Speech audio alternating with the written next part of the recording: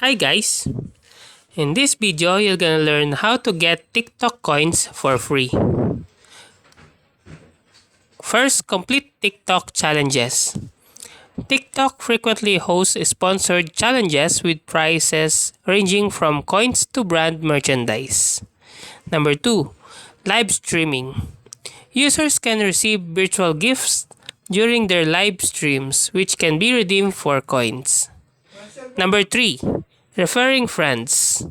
TikTok users can earn coins by referring new users to the app. When a referred friend signs up using your unique referral code, you'll receive coins as a reward. And last, purchasing coins. If you are willing to spend some money, you can buy coins through the TikTok app. And that's how to get TikTok coins for free. If you like this video, please click the subscribe button and click the bell icon to notify you to our next tutorial.